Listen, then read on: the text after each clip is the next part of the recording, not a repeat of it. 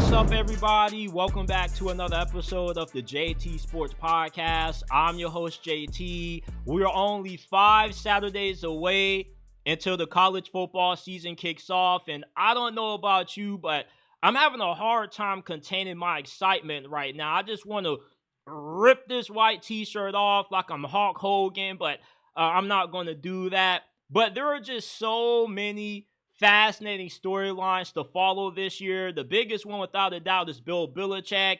He goes from coaching in the NFL, where he won several Super Bowl titles, to deciding out of nowhere, hey, I want to drop down a level and coach college football. So I'm really excited to see how he's going to fare his first season down there in Chapel Hill in the ACC.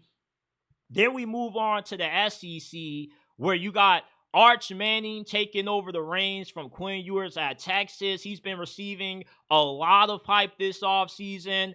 And then you got DJ Lagway, who goes into his second season at the University of Florida, coming off an outstanding true freshman campaign where he was a true freshman All-American. He went 6-1 as Florida's starting quarterback, including leading them to back-to-back ranked wins over LSU and Ole Miss, ending both of those teams' playoff hopes. So there's been tremendous hype around what DJ Lagway and Florida can be this season. And I believe that the hype is justified. He had 12 touchdowns, 9 interceptions, and he showed a lot of promise in the brief action that we've seen of him in 2024. But with how good DJ Lagway was last season, it overshadowed Dylan Raiola, who also had a pretty impressive true freshman campaign, and he was the second-rated quarterback coming out of the same recruiting cycle that DJ Lagway was in. And Nebraska had a really successful season. Not only did they become bowl eligible for the first time in my years watching college football, but they also had a bowl game. And Dylan Raiola, like DJ Lagway, showed a lot of promise last season. I remember against Colorado where he threw that touchdown from the other hash mark, and it was just an incredible play. And when you look at Dylan Raiola, he looks exactly like Patrick Mahomes, or at least Team Patrick Mahomes, not just with how he looks, but with how he goes about playing the game. So it's been incredibly strange to not hear the national media talking that much about him, because it seems as if everybody believes that Nebraska can be a sleeper team in the Big Ten this year, with the possibility of maybe making it to the Big Ten championship, sneaking into the college football playoffs as a 9-10 win team. So if you're high on Nebraska, why are you not talking more about Dylan Raiola? Because the upside that Dylan Raiola has is just as high as DJ Lagway's. I really don't see the difference between DJ Lagway's potential and Dylan Raiola's potential, especially if this guy is mimicking Patrick Mahomes. Look, you can talk all you want to about him being too old to try to be somebody that he's not, but I don't think there's nothing wrong with imitating one of the greatest quarterbacks of our generation, especially when he also works out with them and he's in communication with them as well. If there's anybody that you want your quarterback to play like, it's Patrick Mahomes, who has been to the AFC Championship for the last 7-8 years. The thing with Dylan Raiola is that he doesn't get talked about as much as DJ Lagway, despite having the same amount of potential as what he does, is due to Nebraska somewhat falling off during the second half of last year, because at one point they were 5-1. Dylan Raiola was playing good football, 9 touchdowns, 2 interceptions. He looked like the greatest true freshman quarterback that you ever seen. And then they ran into Indiana, and from that point, their season just went left. They fired their offensive coordinator during the middle of the season and hired a new one too, and Dana Holgorsen, which was pretty unorthodox. I can't recall any time in the NFL or in college football that we saw a midseason coordinator change. So with Dylan Raiola having to go through that, that also hindered his performance And then Nebraska just wasn't playing their best football, but they were still able to get into a bowl. And he played pretty well in that win against Boston College. So DJ Lagway, on the other hand, with Florida getting so hot during the second half of last season, essentially looking like a playoff team, they looked nowhere as good as what they were to end the season, as what they were to start the season when they got routed at home by Miami and Texas A&M. You would have thought that it was all but over for Billy Napier, but once Graham Mertz got injured and DJ Lagway had to take over the mantle a lot earlier than what Florida fans were hoping for, he ended up not just turning around the season for Florida, but also turning around the trajectory of this program and somewhat being responsible for saving Billy Napier's job. And the SEC has some of the biggest fan bases in college football, and the SEC is without a doubt the best conference in this sport. So when you have a true freshman that's able to turn around Florida the way that DJ Lagway did, it doesn't surprise me that Dylan Raiola is getting overlooked and glossed over. I see DJ Lagway and a bunch of top 10 quarterback rankings going into this season. He also is one of the highest rated quarterbacks in the new college football video game. But despite DJ Lagway's stats not being all that different from Dylan Raiola's, Dylan Raiola is kind of the guy that's being looked at as kind of like a nobody.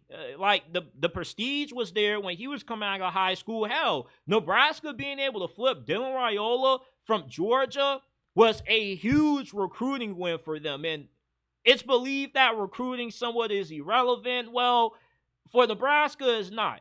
And landing Dylan Raiola was a huge pickup for them. And if Nebraska is going to be able to be this sleeper team that me and a lot of folks believe that they have the ability to be, it's going to be because Dylan Raiola takes a big step in. He could end up being a Heisman finalist in New York by the end of this year, just like DJ Lagway could. Hell, we could possibly see both DJ Lagway and Dylan Raiola on Broadway being finalists for the Heisman Trophy this year. So DJ Lagway, with how much momentum Florida had to end 2024, the recency bias is why more people are hyping up DJ Lagway and somewhat have forgotten about Dylan Raiola and how good he possibly could be this year. But I think both of these quarterbacks are going to be outstanding in their sophomore campaigns, and I expect both of their teams to be really good this season. But DJ Lagway, in a sense, has kind of made us all forget about Dylan Raiola somewhat,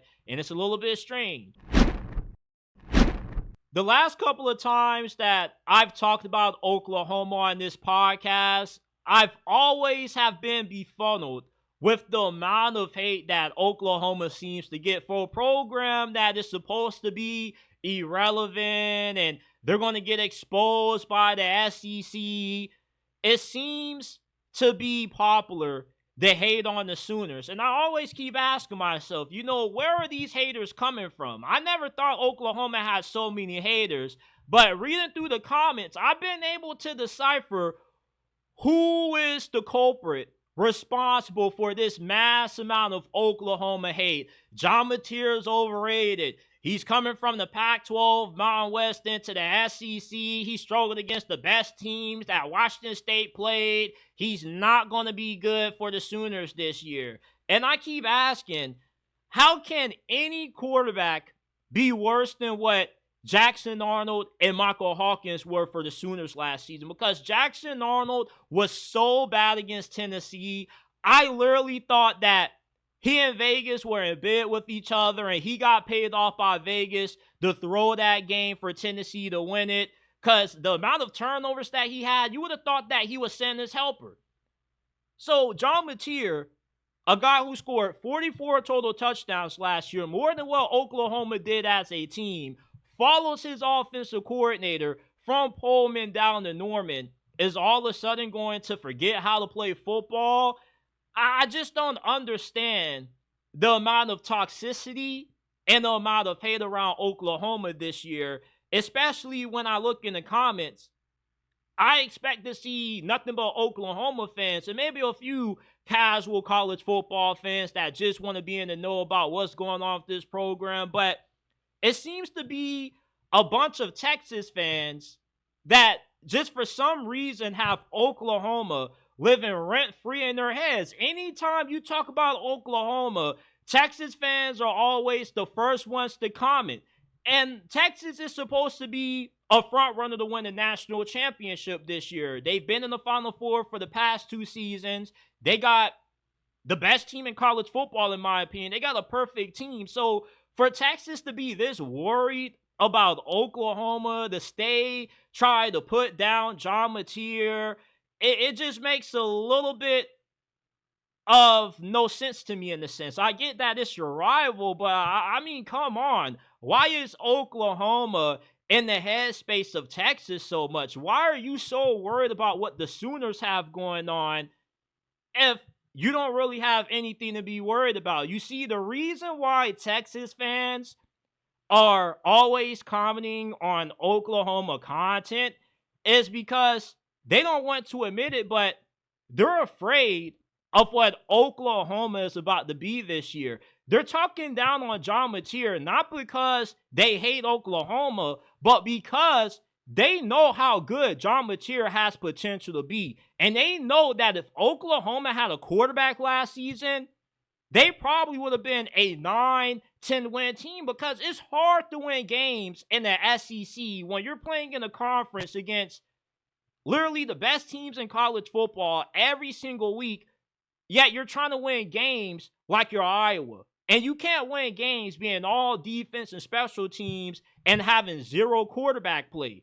And Texas fans know that with John Mateer following Ben Arbuckle down to Norman from Pullman, that Oklahoma is going to be a formidable team this year. That's the only way I can find any way to justify the overwhelming amount of Texas fans that I continue to see flood my comment section.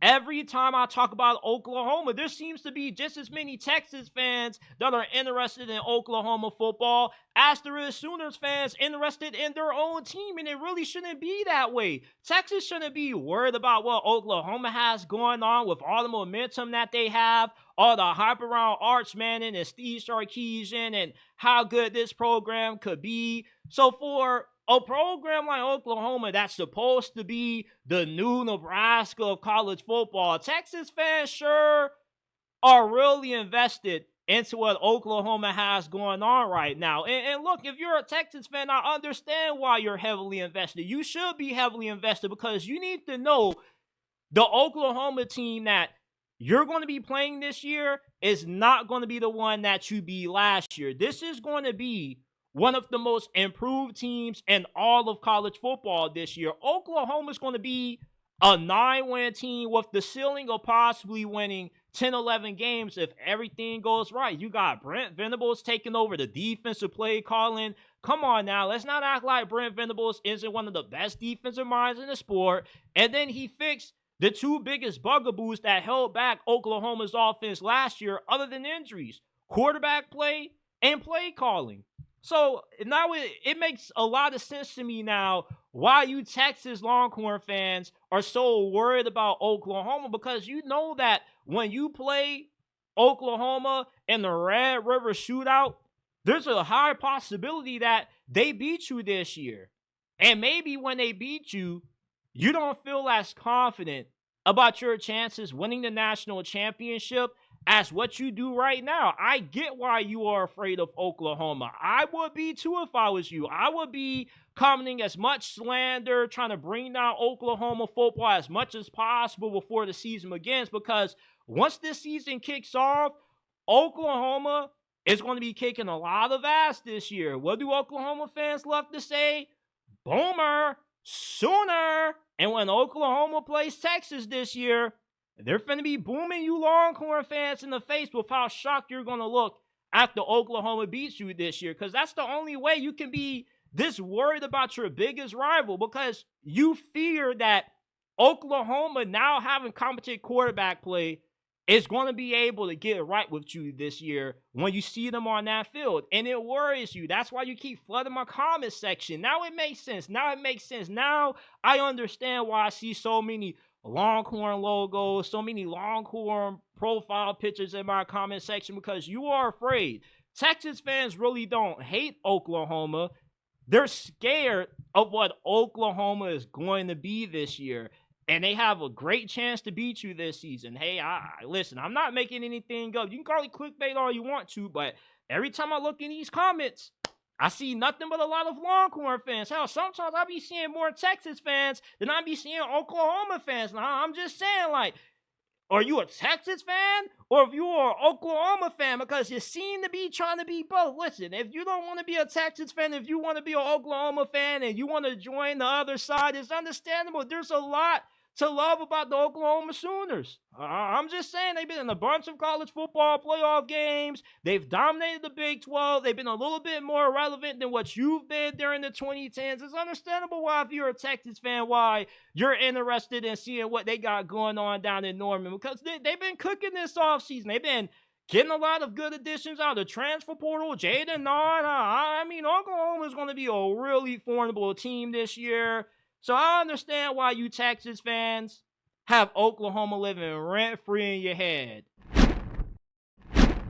Penn State needs an exorcist if James Franklin is going to be able to lead this team to a national championship this year, because every time James Franklin goes into these big games, he always sees demons. And Penn State is not going to have a shot at winning it all unless they are able to help James Franklin overcome his big game demons, such as when he plays Ohio State, who he is 1-10 against. He also is 3-19 in his career at Happy Valley against top 10 ranked teams.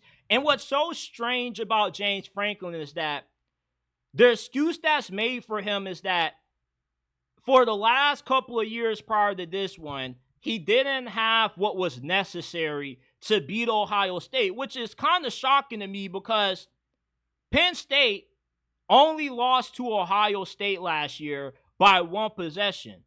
So it's not as if Penn State was just at a huge talent disadvantage. Hell, the last 8 games that Penn State and Ohio State have played, half of them have came down to one possession.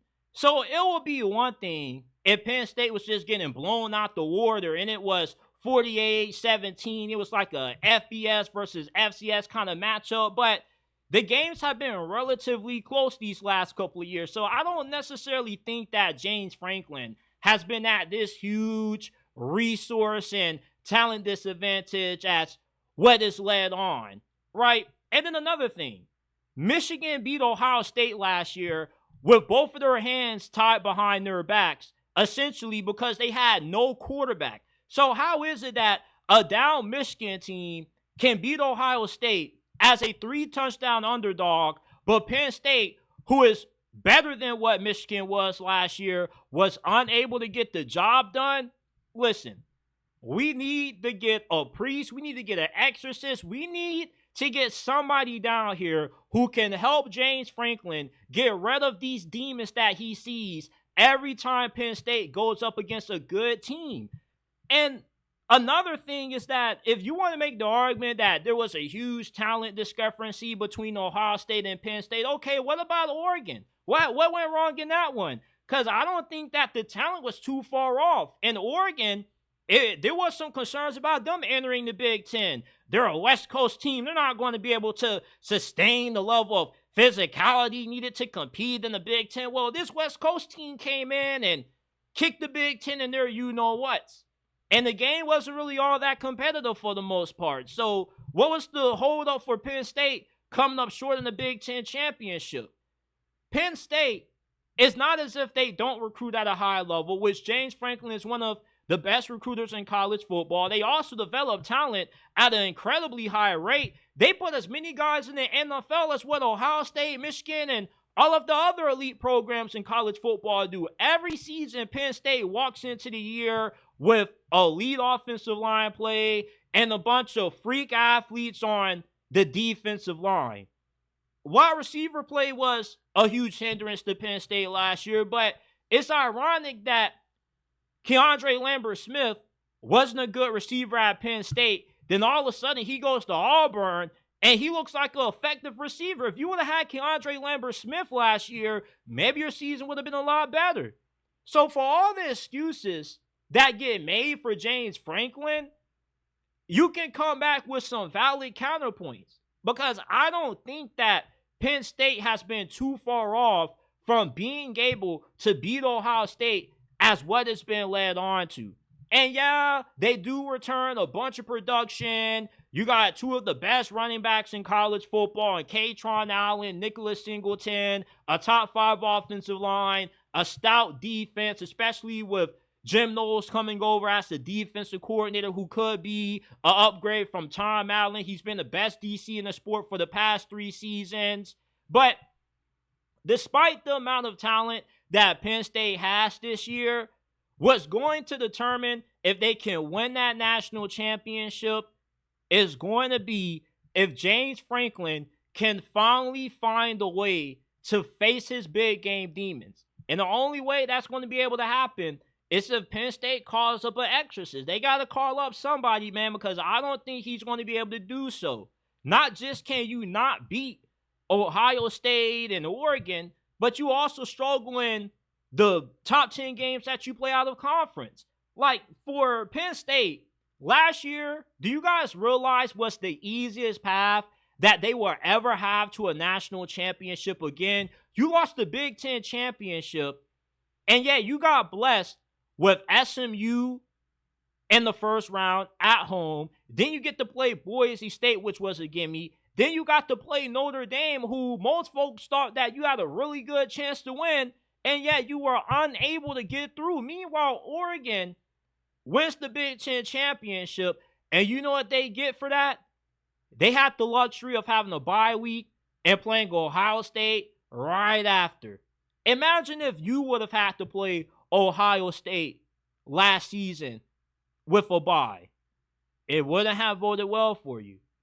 And I don't think that James Franklin's shortcomings against Ohio State is all due to talent. You've had guys like Jahan Dotson, Alou Fashanu, Abdul Carter. You have just as many freaks as what Ohio State does. So I don't necessarily think that the issue has been talent. I think that the issue is the man on the sidelines, James Franklin.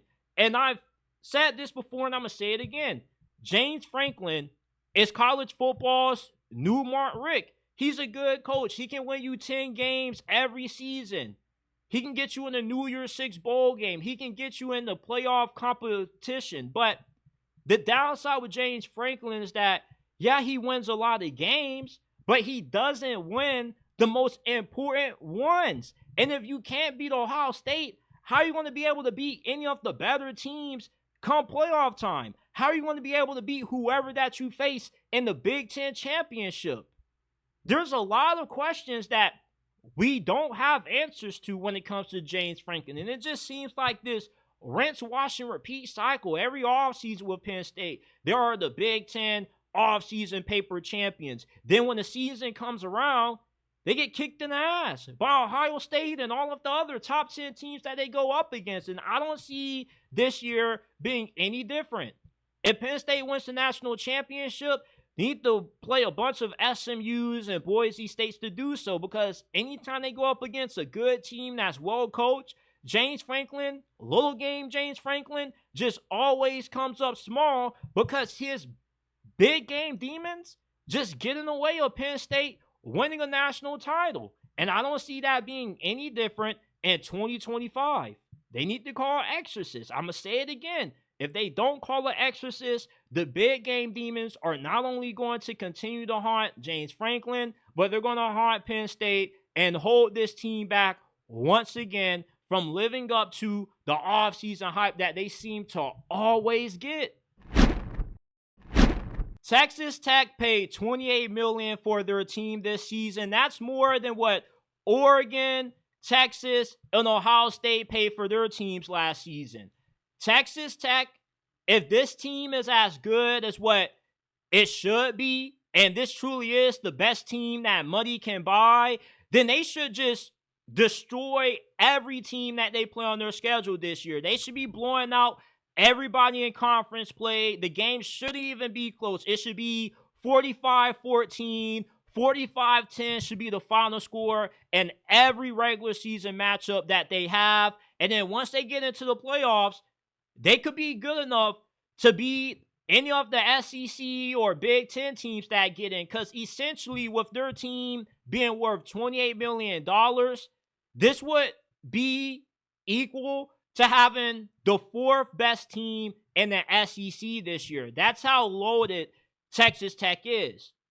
And Texas Tech, if they truly are able to have the kind of season that they are expected to with the amount of money that they poured into it, then the SEC and the Big Ten have a really huge problem, because both of these conferences want the playoffs to expand to 14, 16 teams, and they want automatic guaranteed spots. They want 3-4 guaranteed spots to the top 4 highest finishers in conference play, because of the belief that they are miles above everybody else and they're playing a different sport from everybody else. But if Texas is able to dominate this season, and let's say that Texas Tech is able to dominate this season as well, essentially the difference between Texas and Texas Tech would essentially just be how much money both of these programs paid. And that's the difference between the SEC, the Big Ten, and the rest of college football.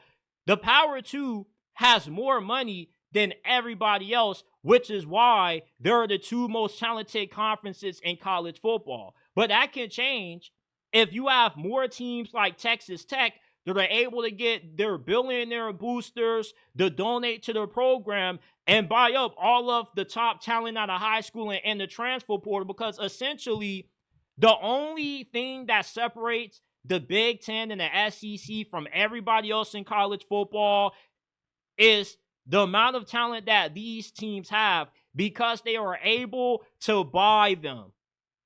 And everybody else has the ability to do the same as long as they're able to pony up the money to do so. This is not about who's the best recruiter, who has necessarily the best coaches. This is all about pay to win. Texas Tech's team is essentially what you do when you get Madden and you play Madden Ultimate Team.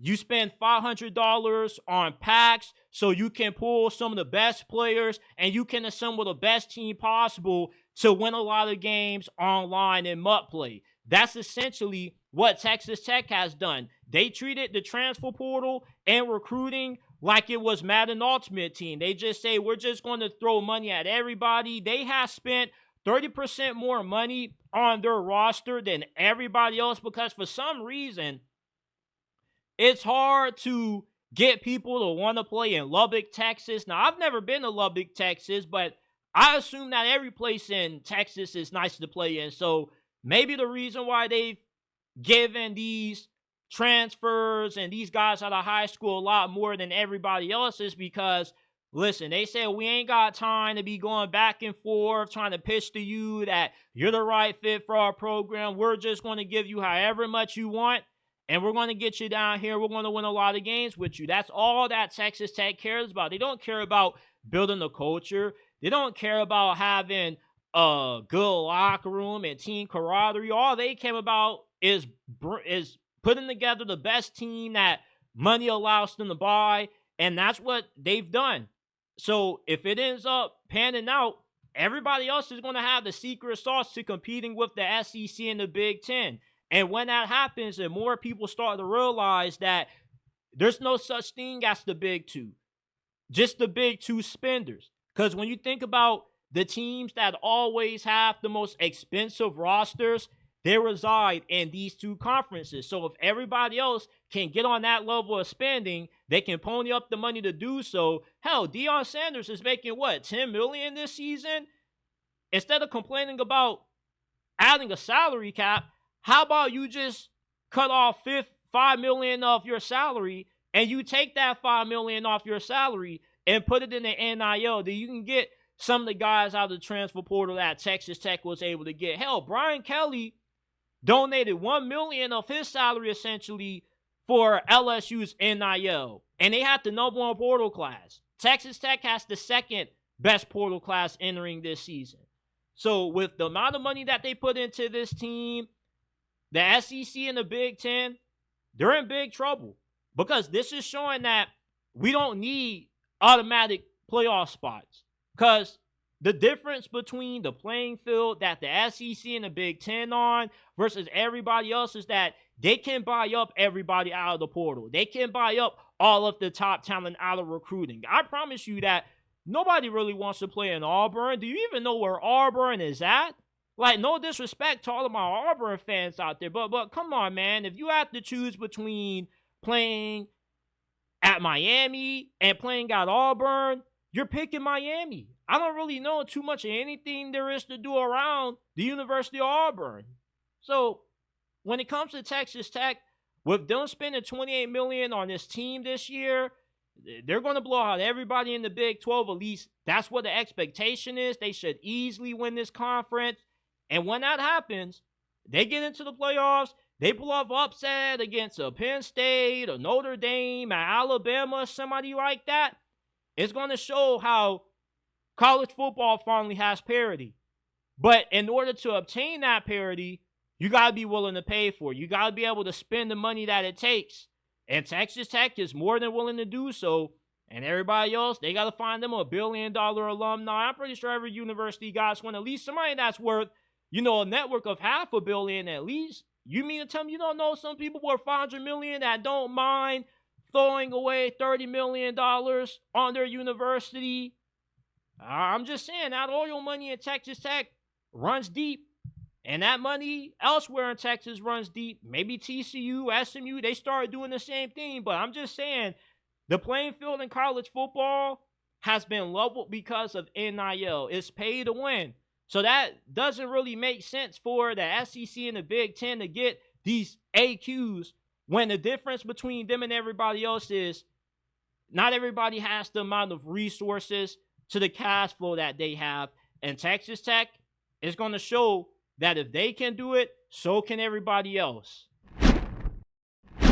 Miami being elite again scares the hell out of college football, because if Miami is elite again, then that means that all of that South Florida talent out of high school that leaves the area and finds their way onto Ohio State, like Jeremiah Smith, Georgia, and Alabama, those guys have no reason to leave Miami anymore because, for one, they have a shot to win a national championship, and two, they have an opportunity to receive the same development that they would elsewhere and stay close to home.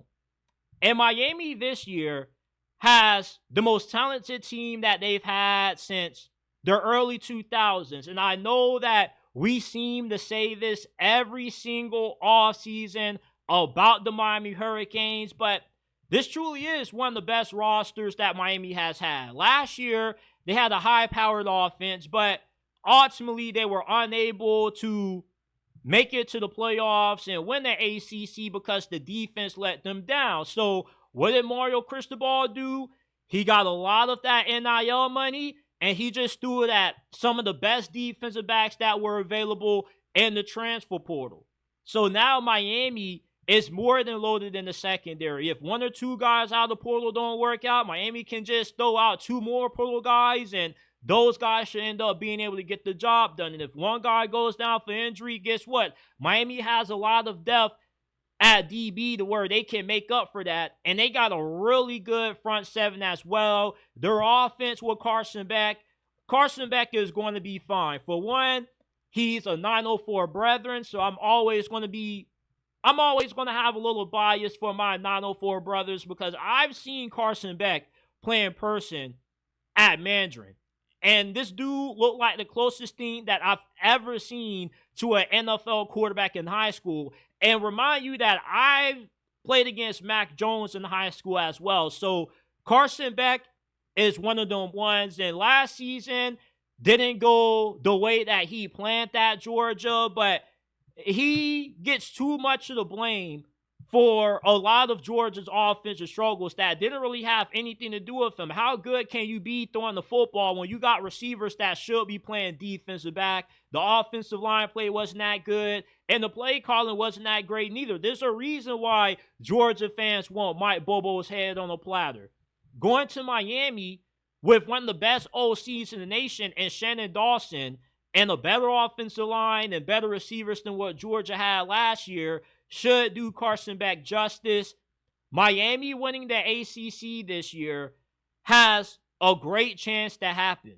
This is a great team from a talent standpoint, and they are more talented than what Clemson is. The recruiting rankings, the transfer portal rankings, they back that up. It just all comes down to if Miami, led by Mario Cristobal as head coach, can handle his share of the business. And if that happens, and Miami wins the ACC this year, Miami winning the ACC title is the worst thing that could happen in college football, because that would officially mean that the U is back. If Miami can win the ACC, taking down Clemson in the championship game in the process, it shows that they can beat anybody. If they can beat Clemson, who has a top 5 team entering this season, they can beat Georgia, they can beat Alabama, they can beat Ohio State, they can beat Texas. There's not a single team that Miami doesn't have the ability to beat if they're able to win the ACC this year. Because that's my thing with Miami. I'd rather be surprised than disappointed. For 22 seasons, Miami has been unable to have double-digit back-to-back winning seasons during that stretch. This season, there is a great possibility that that could change. But we got to see it play out on the field first. But if that does happen, and Miami truly is able, for the first time ever, to live up to the high preseason expectations that they have, college football is going to be incredibly horrified of what Miami is about to be, because they got as much NIL money as what Texas, Oregon, and everybody else has to throw around. And plus, they won't have to leave too far to keep these in-state guys from going elsewhere. If you can offer anybody in-state the amount of money that it takes to compete with Ohio State, then why would they need to leave at all? Like, there's no reason why Jeremiah Smith should be playing in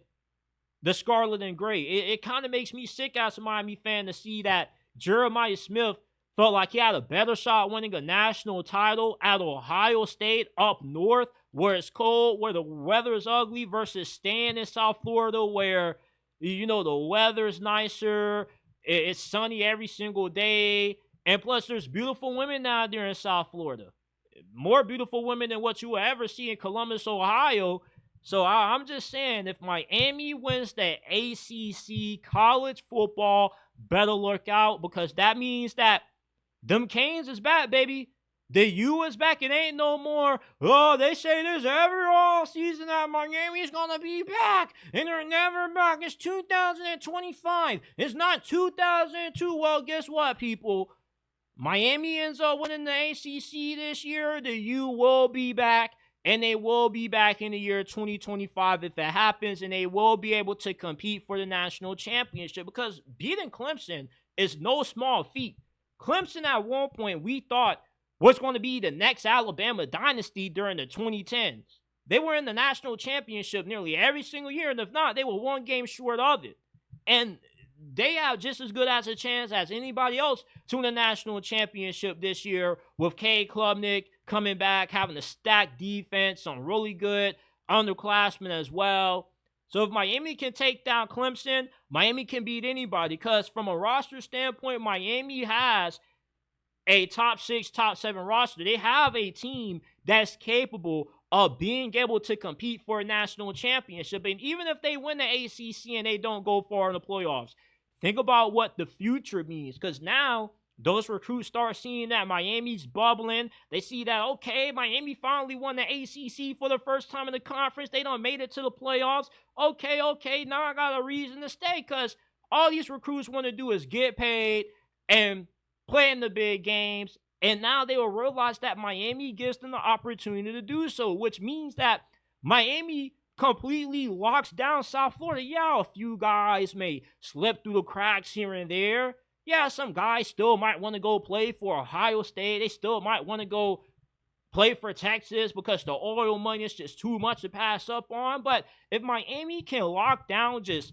60% of the blue chip talent in the South Florida area, it's wraps, because every national championship team these last 3 years has been comprised a good amount of guys that come from out of Miami's backyard. So if Miami wins the ACC and they start showing everybody that they truly are a threat to be reckoned with, it's going to hurt recruiting. It's going to hurt the Blue Bloods that continue to dominate that sport, because no longer can they just come into Miami's backyard and snap the best talent from beneath them. Now those guys are going to have more reasons to stay home. They don't want to leave home. They only leave because they feel Miami doesn't give them the best chance to get developed to win. But when Miami wins the ACC this year, if it happens, that changes everything.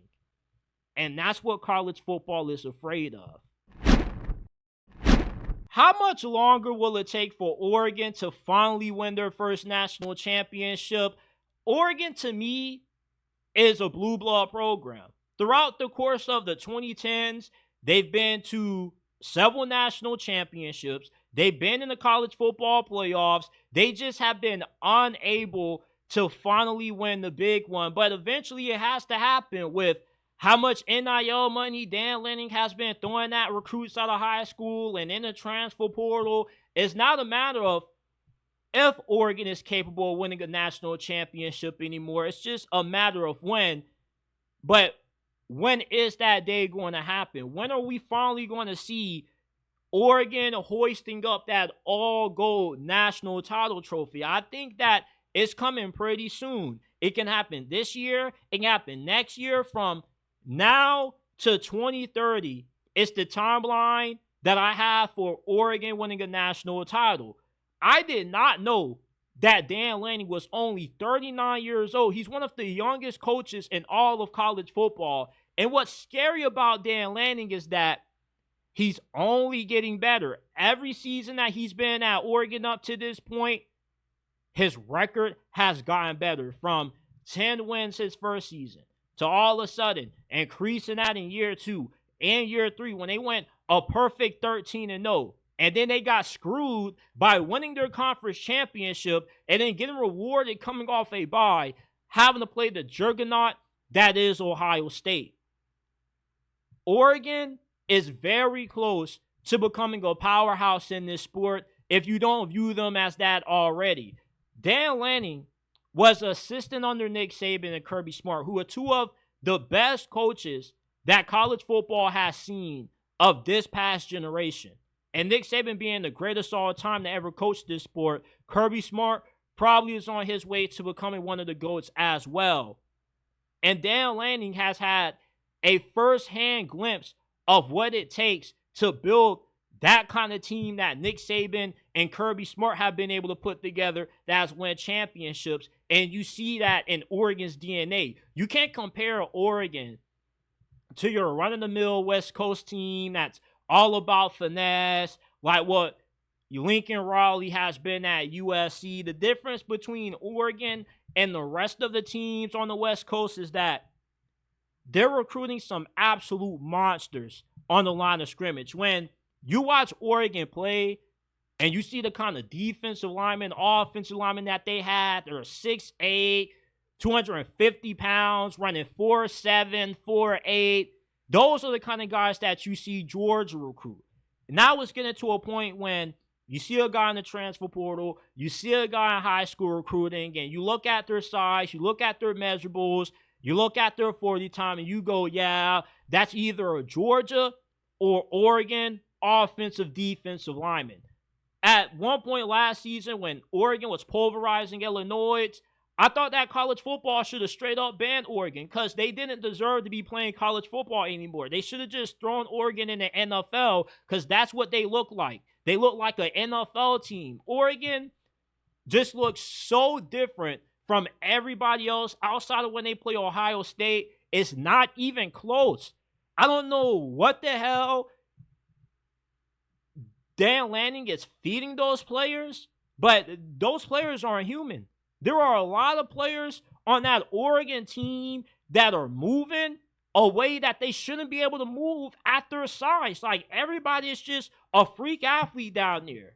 And that's what is eventually going to win Oregon a national championship within the next 4 or 5 years because they just have cyborgs up front. Oregon under Chip Kelly, used to be a team that was just going to kill you with speed because they weren't able to assemble the rosters comprised of the blue chip talent as what Oregon is able to put on the field now. Now Oregon can cook you up with the Jimmies and Joes and scheme you up with the X's and O's because Dan Lanning also has an incredible eye for spotting great coaches. I mean, name one time that Dan Lanning has missed with one of his position coaches. Hell, his defensive coordinator, people want his job. And yet, I don't even think he's that bad. Oregon fans won't have to wait too much longer to finally have a national championship in that trophy case. It's going to happen eventually.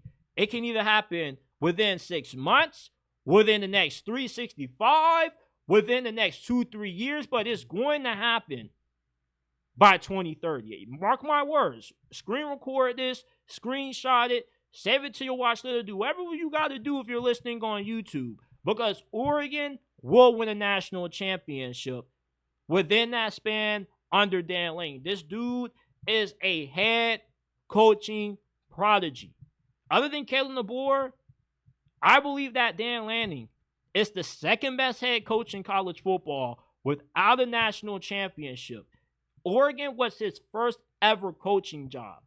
And at the age of 39, all this program has done is get better and better year after year record-wise and performance on the field. They are crushing recruiting. They are bringing in some of the best recruiting classes in the history of that program. You got Phil Knight's unlimited NIL blessings just flowing through that program. You're more than just a school that has 100 different uniform combinations. You are a school that not only looks good, but plays good, and eventually is going to result in a national championship.